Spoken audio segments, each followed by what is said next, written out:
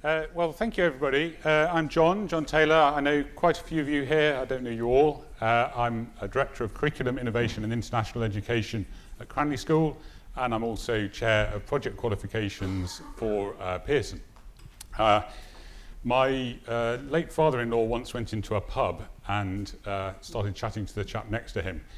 And he said, why do you live in Cranleigh? And he said, my son-in-law teaches at Cranleigh School. And he said, what's his name? And he said, John Taylor. And the chap said, EPQ. So I've become somewhat synonymous with a qualification. I'm often introduced as the person who invented it, which I always feel is a slightly aggrandizing way to describe my own contribution, because obviously all of these things are done collaboratively. But I am going to take a few minutes just to set the scene and take you back to the world of 1999, Curriculum 2000, if those of us in the room have memories going back that far, just to set the scene about how it all began. And I think that's important because EPQ has been, Bill's mentioned it, and other speakers have alluded to this approach to learning. And EPQ has been a somewhat, I think, untold success story, if I can say that, of this mode of learning that we've all been describing and long to see more of it happening in our schools and colleges. So I'll give you a little bit of background, and then I'm delighted to have today two colleagues. I should say, if you've looked at the published programme, we've had to make some adjustments for various reasons, but between them, Rose and Helen will be able to represent all the panellists who aren't here as well this morning for various reasons in their comments, and explain very much what an authentic, inclusive, interdisciplinary, project-based assessment framework looks like when it's done day to day in the classroom or outside the classroom. So briefly for me, it all began, as I mentioned, in 1999. I came into secondary education from a background as a higher education teacher. And really the first thing that struck me when I entered the classroom was the extent to which students expected to be spoon-fed. In fact, one of them told me, we'll stop being spoon-fed when we get to university, sir. Well, I had come from university, and I knew that this was not an attitude that academics and admissions officers really appreciated. They want critical thinkers, inquirers, independent learners, people who can be the agents, as we've heard that phrase this morning already, the agents of the learning journey rather than just passive consumers. So I set about seeing what I could do to change things. The first starting point, my own disciplinary background was in science and philosophy. So I started teaching some philosophy classes. Sarah will remember because she asked me to do it. Just to a bunch of students in the classroom who basically had a free period on their timetable. So we sat and chatted about philosophy for 1 or 2 lessons a week. I mean, it's great fun. We talked about, how do we know the world is real? How does language get its meaning? All those really rich, open-ended questions. I remember thinking, it's good fun, but have they really learned anything? Because we didn't do anything that you're supposed to do. I didn't have a single lesson plan, didn't have a syllabus, never assessed them once, never marked a piece of work, never sent a report home. Had a modern trained inspector walked into those lessons, I would probably have found myself out of a job. So it was a bit of a surprise when a couple of years later, one of the students came back to school for a careers convention and more or less unprompted by myself, said over a cup of coffee, do you remember those philosophy lessons? Well, I learned more in those than I did in anything else I did at school, because it was a time when I was really made to think. This student, I should say, has gone on to be a successful young architect. When I say successful, you can actually see his work on TED Talks. A guy called Alistair Parvin, who's come up with a fantastic scheme called Wiki Housing for democratization of architecture. So he's a real thinker. So that, of course, led to the question, well, how do we go on from here? Because we can't be utopian. We can't get rid of all the apparatus and the formality, bureaucracy of assessment, can we? Well, maybe we can rethink it. So about 15 years before rethinking assessment was a thing, we were rethinking assessment. This part of the journey began through a group of science educators, partly linked to the University of Science Education at York, where we got together in just pre-Curriculum 2000, a group of us got together to create a new AS level in the history and philosophy of science. And really the point of that qualification was to take all these exciting classroom conversations where students start saying things like, well, what did come before the Big Bang? And what is time really anyway? Could we take a qualification that would actually capture that kind of exciting, open-ended, inquiry-based learning and then formalise it, assess it and accredit it? And that's what we designed. Now we assumed, of course, if you're going to have a formal qualification, that you would have to have an exam, because that's what you do, isn't it? So something of a surprise to us when both QCA, as was, and the exam board, Pearson, said to us, have you thought of assessing this qualification by means of a project? And that was an absolutely transformational moment. That was, in a sense, the moment EPQ was born, although the formal qualification was still 6 years further downstream. Because the point is, with a project, we don't tell the students what question they have to answer. They can choose their own question.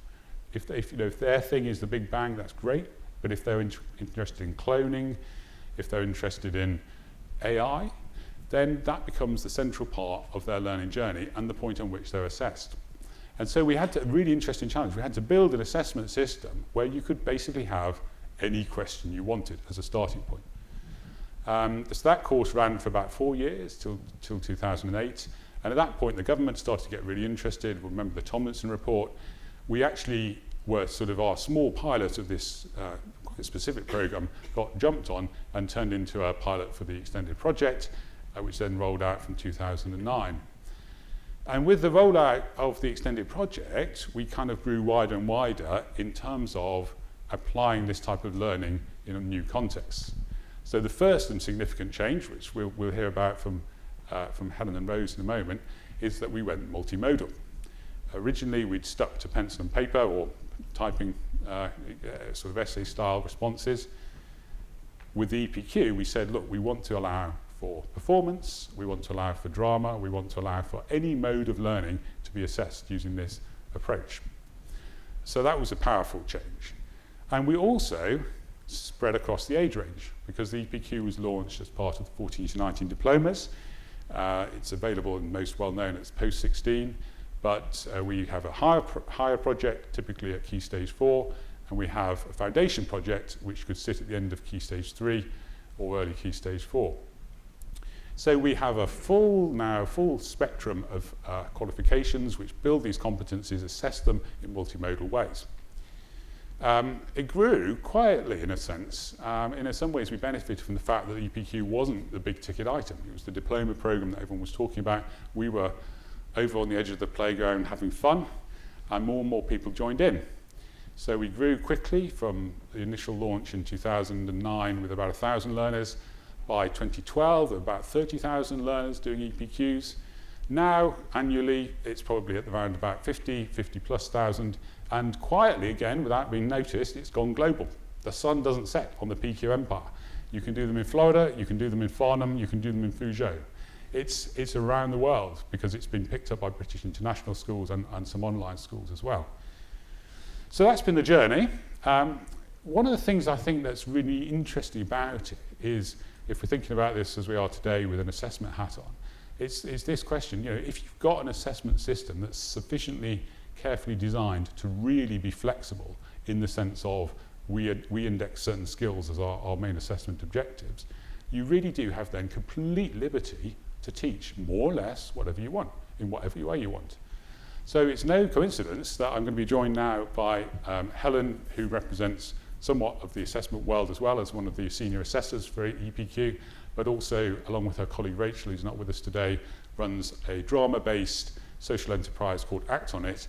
Helen does absolutely wonderful work, again, around the world, using drama-based and other creative approaches to project qualifications. And also Rose, who I think it's about 10 years since we were introduced. Rose works as chief executive for the charity Art History Link Up, and has done really wonderful work making EPQ and HPQ, using them as vehicles for an introduction to the world of art history, which is, she'll be able to explain, really powerfully transformational for the young people concerned. So that's the background, that's the kind of setting. The question, if we have a guiding question, as we should have with a good project, if we had a guiding question, it would be, how can we use project qualifications to make assessment more inclusive? How can we bring everybody in on this journey. So, with no further ado from me, I will pass to Helen. Thank you. Lovely, thank you, John. And the very first time I met John, which was when I was invited to join the senior team for the EPQ at Pearson, I actually thought I'd walked into the wrong room because I don't work with men like John. So he had a different kind of look, you know, to the way I was rolling at the time. But I have to say it's been an absolute pleasure. And I think maybe a proving point that diversity really is a strength. And I think a really proving point that we are better if we get our heads together about the different alternatives we got when it comes to assessment. And that wasn't meant to be rude. You obviously looked absolutely charming. I'm sure it was me that was the scruff. So just to put a little bit of context to how I use project qualifications, I'm obviously a principal moderator on the senior team for the Level 3 EPQ performance and also the principal moderator for the foundation level project qualification. So kind of I love the foundation project qualification because it's kind of like the precursor of the precursors, isn't it? It kind of really gets everybody ready to do an HPQ, which then really makes sure they can flourish with an EPQ. So a great fluid line. But I hated school. I hated every single day. And because of that, I rarely went. So you're probably wondering how I got here. Well, I got here speaking in a room in front of your good selves because somebody saw one little glimmer of kind of creative dissent, I believe it was called. And so I then became good at drama and I went on to do my A-levels with, you may have heard on Radio 4 last week, Christopher Eccleston talking about the power of creative subjects being brought back into the fold. He and I obviously had a great time outside of college, but inside of college we both learnt enough to go on to drama school in London. And became an actress, then realised how to pay the mortgage, and just to really get my last word against my teachers, I became a teacher, which I just thought was the ultimate revenge. So I then went into teaching, progressed through to senior management in FE college, realised I could die there if I didn't get out, and so I left. But what I had recognised on that journey was that assessment, unfairly or fairly, will judge our young people. And it will judge them in a way that changes their lives, because it will judge them in a way that removes opportunity. So I feel very strongly that we need to get our heads together around how all young people are assessed. And so I obviously still had to pay the mortgage, even though I'd made a bold decision to run away from teaching. So with a colleague of mine at the time, we ran away. In fact, we literally ran away. We didn't go to a meeting we should have gone to. Got the giggles in the car and went and set up a different organisation. So we set up Act on It as a social enterprise. We're a non-profit company and we're a registered Pearson centre and run project qualifications at all 3 levels. And the guided question around the well-being does sit quite naturally with where we are at the moment. So we're quite old, not just as women but as an organisation, so we've been going for some years. But we currently have a few things that I just thought I'd share briefly with you. And John's going to give me a stare when I'm talking too much. I can feel it, don't worry, I'll be there. Okay, trained, you know. So one thing we do have is an online youth theatre, which is online because we've got, as you I'm sure will be aware, a hugely increasing number of young people who have well-being issues, anxiety, aren't really feeling that they can join in. And as Clara said earlier in her powerful letter to her younger self, the feeling of you've nothing to offer, which I not only have sympathy for, I have empathy with from my past. So we run the online youth theatre, which is baby steps, isn't it? If you can log on to the Zoom, if then you can listen, then you might speak, then you might laugh. One mum said to me a while ago, never thought I'd hear him laugh again. You can just have a little bit of fun, you can start to connect. But what we do is we then slip in an FPQ, kind of almost without them knowing at the beginning. Because what the project qualification lets us do is assess some of the things that have been spoken about with great passion, insight and clarity already this morning. The creative thinking, the rebuilding in that you can advocate your ideas and they've got validity. Then you naturally collaborate with somebody else. And those ideas build, then they become informed. Then you have to problem solve. Then you think for yourself. then you start to realise you do have something to offer. And then we go, da-da, you've also got an A, because you just did a qualification. And then that gives them the, I suppose, the muscle memory reaction, doesn't it? Now other people will think I'm valid, because I've now got a certificate that says I am. But then what it does, I always think it makes the change, which is, we all know, don't we? We take an ice cube, we melt it. Oh, look, I've changed it. And then we just refreeze it. And I'm sure a lot of what we learned in our school days is the ice cube change. We just revert back. But what we like to think the project qualifications is doing is actually kind of cooking the egg. And it doesn't matter if we poach it or boil it or scramble it or whatever we do to it, but there's no going back. So I think, again, the change, the transformational change in those transferable skills, somebody called them something very clever earlier this morning about the human capabilities. The things that we take with us onto our next step. So we kind of very much put a huge emphasis on learning in that way. So we run an online youth theatre, fabulous, it gets good results, it's quite a laugh along the way. We have quite a wonderful team of freelancers that deliver for us, but if there's ever the inevitable somebody can't come, you have that, it's like a cover lesson, isn't it, of your teaching days. You think, oh, why me? But then you go on it and you actually have a brilliant time. And it's a good reminder that sometimes you should really still be doing that. John alluded to the fact that maybe I wander off. I do get bored easily, see, so I get on a plane these days if I get bored rather than be naughty. I'm trying to channel it into more positive behaviour, so my teachers would be delighted. So I recently am in the process of setting up the Act On It Foundation in India. We're nearly set up. It's been a right old laugh setting up a company in India, I can tell you. But not without its challenges and not without the skills that we're saying project qualification builds you. But we're doing it solely to run the project qualification at all 3 levels in all sorts of environments. So we're working with some of the top schools in Jaipur and Delhi who are wanting an assessment tool, a way of working that's more progressive, that the parents of the ages they are now coming through want to see in those schools. So they're using those. And I was there just a couple of weeks ago, and the head of curriculum there said to me, would you do some teacher training? Because I'd quite like all my teachers to be a little bit more like you, which I took as an enormous compliment. And when I said I've no idea what I would train them in because I don't know what you spotted, she said it's the way you actually genuinely talk to the students and let their ideas come through. That there's not this fixed idea what the outcome will be. That it's generally in a vulnerable place, aren't you, as a teacher, when you're not quite sure which way your lesson will go, which way the project will go, where you'll end up kind of in that time. So there's that. We also run FPQ via WhatsApp with some young people who live in the Rajasthan desert in very different, the other side of the privilege that's currently in India at the moment, the young people that really don't have access to that. And technology is a great solution. So we can do that. And we're also doing it in a centre down in Goa who have thrown assessment out completely. And they've called it the Learning Centre because it's all about learning, not assessment. And I had the privilege of spending a day down there with the founder, Nandita. And it was, I have to say, you referred to an inspector walking in an environment. You can't help but bring what you've learned over the years. And there were moments when it was a bit feral, I'll be honest. But there were also moments when it was brilliant.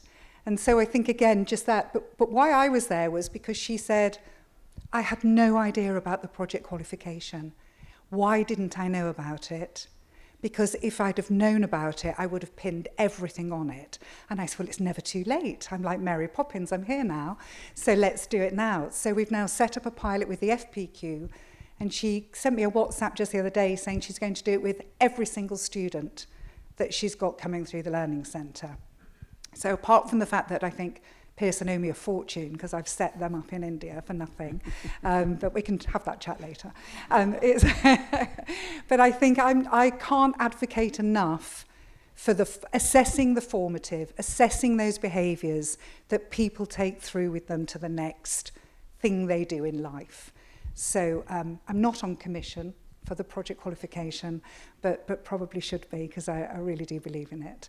But now, without taking up too much time, I'm going to hand the mic to the wonderful Rose. But thank you very much for listening. This controller works, I think, if you want to use it. This one here. Yeah.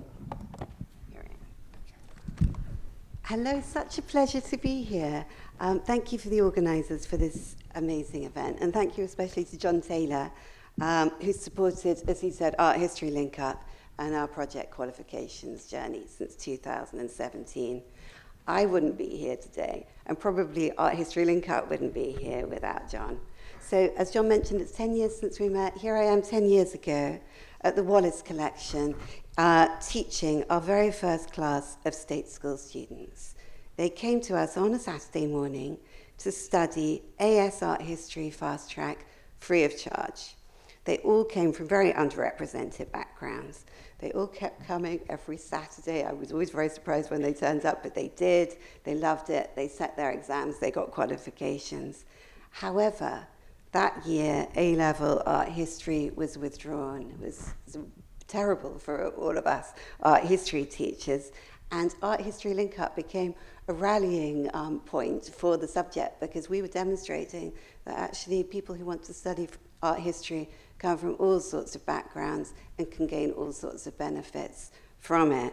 So the A-level was reinstated, but we lost the AS, which we were doing fast track in a year. So there was a bit of a panic. And that is when John and project qualifications came in, and actually it's probably been the best thing that ever happened for us. John suggested we offer the EPQ in 1 year in place of the AS, taught alongside A-level art history over 2 years, so that students had the option to sit in A-level at the end. This was life-saving for our charity, and I like to think possibly for the subject as well, although we'll see about that. We're doing some research to document that, and most importantly, hugely beneficial for our students. A fast-track AS was a challenge, that whereas the EPQ gives students the opportunity of a qualification, really significantly differentiated university offers, and a chance for self-directed learning, which they leapt at.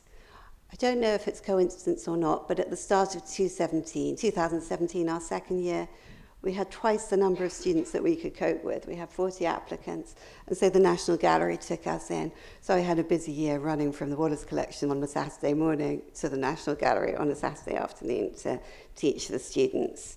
That went well. We introduced the EPQ. We have volunteer EPQ mentors from across the sector.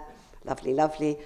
March 2020, galleries closed with the pandemic. We went entirely online. So I thought, oh, disaster, we're going to lose all our students. Actually, we had a captive audience. You know, they had nothing else to do, and it became a really wonderful community for us all to be online together on a Saturday. We doubled the number of students we taught, because online we could do that, and we went across the UK. So we were reaching students across the UK with EPQ and A-levels. We came back in person in 2022, but of course we had students halfway through their course in Manchester, Scotland, so we couldn't go back to being entirely in person. So we started back hybrid at the Courtauld Somerset House, where we're hosted still.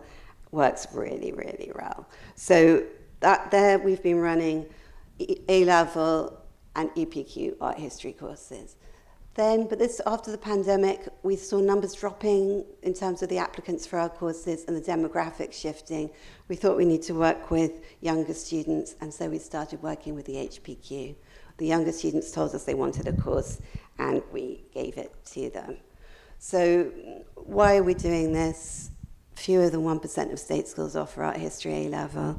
I mean, really significantly fewer than 1%.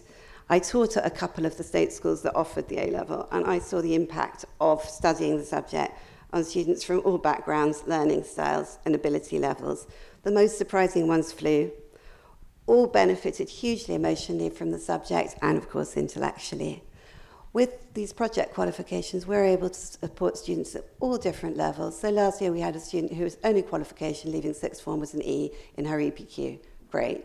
However, we also have our alumni are in every undergraduate art history year group at the University of Oxford, Cambridge, the Courtauld, and at Russell groups across the UK. So that's the power of project-based qualifications.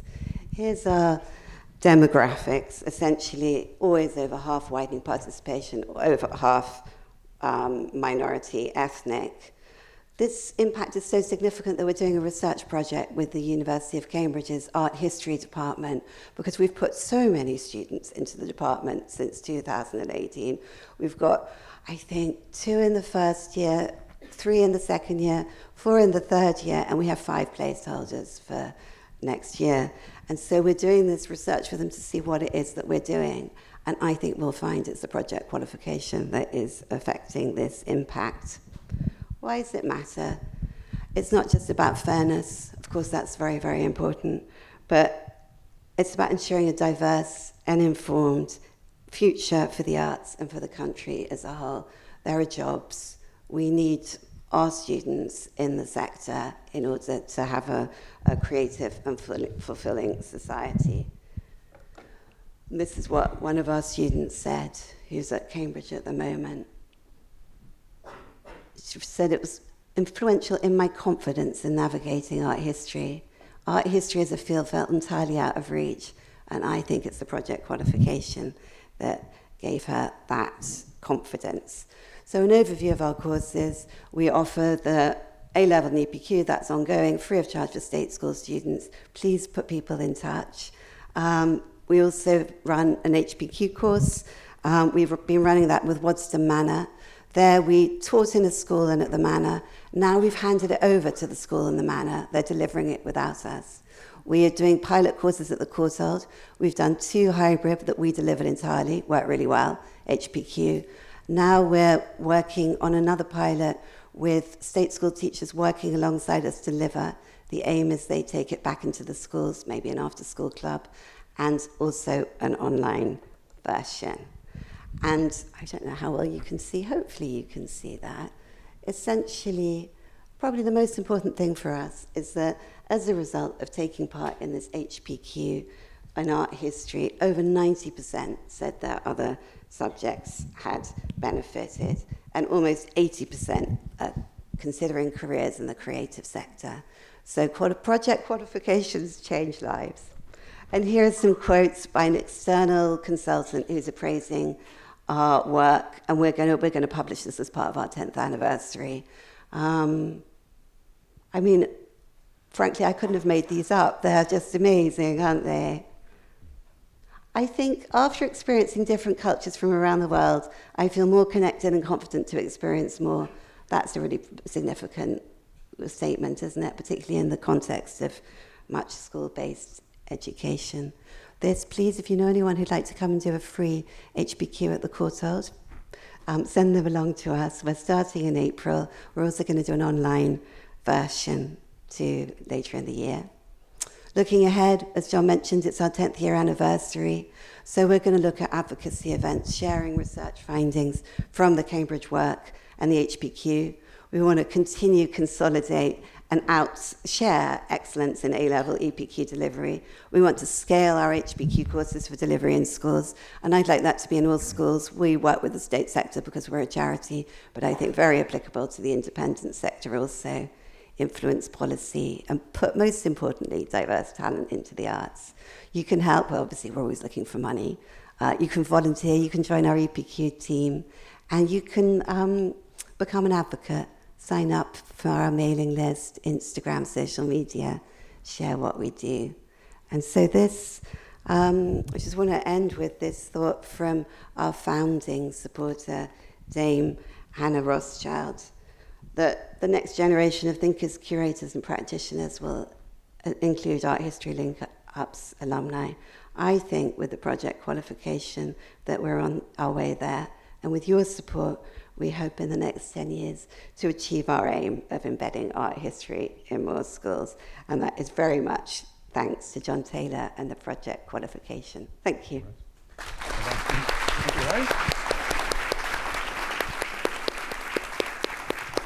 Thank you very much to Rose and Helen. We have 10-15 minutes for questions and answers.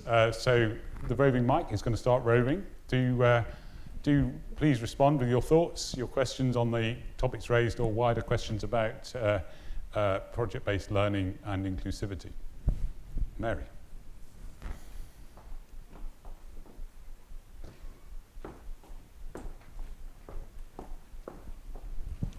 Yeah, thanks very much, Mary Kernock-Cook. And I was there when John was inventing the project qualifications, so I can attest to it. Lovely session just now, and reminds me all that's great about it. Can you say something about where you think things are going to go with the kind of threat of what people think of as AI cheating, which I don't really think of it like that, but could you say something about where you think things are going to go? Because I think the government's pretty obsessed with this, and it'd be just awful if we were sort of sent back to the exam room for the project qualification. Yeah, quite so. It's a good question. I mean, I think the challenge of AI is actually, it is a challenge. Obviously, it's a challenge to coursework and to project-based assessment. It's a challenge to all forms of assessment, and what it really challenges is the artificiality that's within much of the assessment, where we have very kind of formulaic responses to formulaic questions, and we train students to get better and better, and then we have to push the grade boundaries up because more of them get good at doing what we've trained them to do. It's a very artificial process, and of course artificial intelligence is going to be good at artificial processes. I think therefore, personally, we should just be bold and say assessment needs to be much more authentic. And it becomes more authentic if it begins with questions and challenges that students have chosen for themselves and actually want to learn about, and therefore aren't going to be tempted to outsource to the Gen AI. So I think the first part of the response has to be, look, let's think about the kind of learning that we know really works, and then let's work out what the safeguards need to be around that. It does amuse me, actually. I've been doing this for a few years now, and listening as people call for all the things that bluntly we've been arguing for about 25 years, a multimodal approach, something that starts with a connection with the real world, a process where the process is as important as the product, a process where there's ongoing scrutiny and documentation of the journey as well as the outcome, and of course a final oral presentation. All the safeguards that everybody was looking to build in against Gen AI, and each one of those is already present within the PQ assessment model, because we thought very carefully when we designed it about authentication of learner work and quality assurance. So my own view is that actually, and I would say this partly based on supervising learners as well, that actually we're seeing already really, really impressive, creative, critical uses of AI as part of the learning journey, which in no way goes into the malpractice outsourcing territory. Pearson has an AI PQ pathway. If you want to look at some examples of what this looks like in practice, there's some material on YouTube as well. Helen, Rose, does that chime? I don't want to speak for you. Yeah, no, absolutely. And I think the other thing is we've talked a lot this morning about formative assessment. And if you think about an EPQ or a FPQ or HPQ, there's so much focus, the assessment is focused on a process. The outcome is almost, a small part of what happens as a result of a robust process. And I think when we're looking at assessing project qualifications, we're always looking for the consciousness of that process. So does a learner actually consciously understand why they did that, what their alternatives were, where they found that information? And it's the interweaving of that I think if we can even more so communicate to whoever's going to potentially make these changes, is that is actually what safeguards it as being authentic, because you can't explain a choice if you didn't make it. So I think, again, it is about us just going back to kind of, saying it as it is. This learner has come up with something they want to solve or create or whatever it is. They've had to then go through a robust process, and if they can talk about it consciously understanding the whys, whats and hows, then they can't have cheated. Did you want to add anything?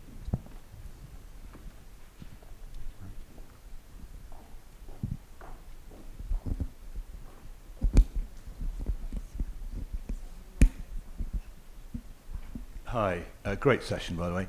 Jonathan Wielden. I work with a number of school groups. The largest is Lift Schools. I'd like to know a bit about what the resistance points are. I don't actually know how many of our schools, or the ones I work with, have it. I suspect very few engage with the project qualifications.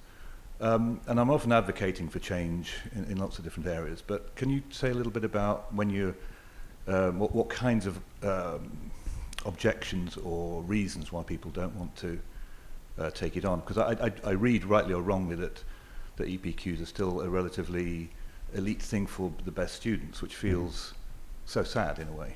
Yeah. Yes, you're right. There's a very good study that's just published about 6 or 8 weeks ago from Oxford Brookes, which I commend everyone, if they want to follow this up. They've done an ethnographic study of uptake of EPQ, both outcomes and numbers of students across the country in a lot of detail. And you're absolutely right. At the moment, it's around about 10 or 11% of A-level students that take an EPQ, even though it's actually present in most sixth form centres. So it is tending to be still a minority qualification. I mean, I suppose there's a couple of things I would say. The first of them is practical. It's a challenging qualification. We're asking teachers to step outside their comfort zone. It's not every teacher who feels confident in this. They need some reassurance. My own view is it's very much a riding the bike type problem, and once they're off, you put the stabilisers on for a little while, take them off, and away they go. But there is some initial hesitancy there for many. So there's a teacher training element, but then I think more fundamentally, there is a kind of philosophical question. I mean, in the early days of the project qualification, I think it was 2012, Ipsos Mori did some research commissioned by Ofqual into whether the A-level system was fit for purpose. This was precursor to the 2017 A-level reforms. And they found very broadly that A-level content they thought was quite fit for purpose, but A-level pedagogy wasn't. And they used a nice phrase, that I think the phrase was something like a joyless little bean counter approach to learning, where you just stack up your unit scores and your modules for the next stage of the same thing. All predicated on this idea that learning equals knowing the right answer. And I think philosophically what projects ask us to do is to change our thinking about pedagogy from if you like, a right answer to an open question as the starting point. And I would also say, because I think there is a pastoral element as well, that we are offered the opportunity, shall we say, to move from a more compliance-focused pedagogy to a pedagogy of engagement. But that's very countercultural at the moment. We're on the edge of the playground with the flowers and the fun and the music, and there's lots of people in the middle marching up and down with their direct instruction approaches and so forth. So we have to invite them to join us. And it takes a bit of courage. Sorry, Rose, Helen, do you want to? Your thoughts on uptake? I think teachers are so stretched, aren't they? It's just, and it feels a bit daunting. But as John says, once you get going, it kind of does it itself, But I think I think maybe it's quite different from the usual sort of assessment, and people in schools don't realise that. What we do, we're a sort of virtual school, so we do it. We have the mentor and we assess it, and we work with ACT on it amazingly, who enters our qualifications. So the school has no involvement whatsoever. And with that, I think they're very enthusiastic about what we do. Sure. Hi, I'm Naz. I teach at Independent School in Hampshire as part of ILG group. So I've taken on the EPQ this year, and I found the whole process really, really interesting and nice. Actually, our students do really, really well. But having followed a lot of the groups that we have on things like Facebook, there is a lot of negativity, especially to do with the standardisation. I don't know if anyone else delivers it here. The standardisation and the exam board variations. How do you see that sort of rectifying itself so that we can have a bit more of a positive image of it on the sort of ground floor, if you like? Thank you. If you'd like to respond to that quite quickly, we'll probably need to make that the last one. Thank you. Yes, I mean, I think there's a very nice phrase that's used by Giles Mater and Sarah Fine in their book In Search of Deeper Learning when they're discussing project-based learning, and they describe it as the pork chop problem, which is to say, a pork chop is delicious if it's well cooked, but it's toxic if it's underdone. And I do think that there is a pork chop element to this problem, that if you are, you know, I don't know, given a large bunch of students who are maybe doing this somewhat reluctantly with minimal, you know, training and resource provided, because EPQ doesn't always come with the obvious allocation of teaching time that you would give to biology or history or whatever, then you may be putting your chop in the oven and not, you know, cooking it enough. To balance that, we have, you know, we've heard from Helen and from Rose about the wonderful experiences of their learners and the teams that have worked with them. So perhaps this sounds evasive, but I do think we work very hard, colleagues in the room at Pearson work very hard to try and support as best we can the assessment end of the process. That is only a part of the process. The experience, the qualification, I think depends on other factors.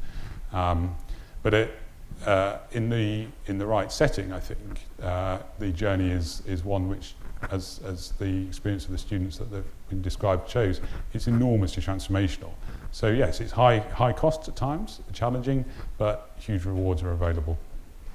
That's probably a good note on which to wrap up, as you're subtly hinting, Kate.